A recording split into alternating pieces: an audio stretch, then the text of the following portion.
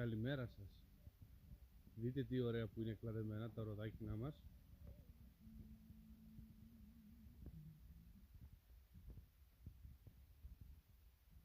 Τα βλέπετε.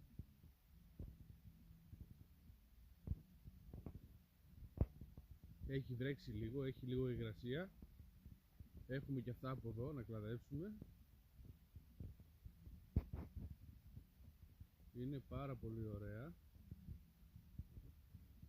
Είναι καινούρια δέντρα.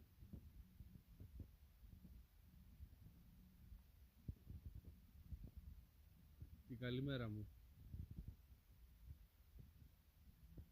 Θα σας δείξω μετά και το ψαλίδι και τη σκάλα μου. Και ό,τι θέλετε μπορείτε να με ρωτήσετε.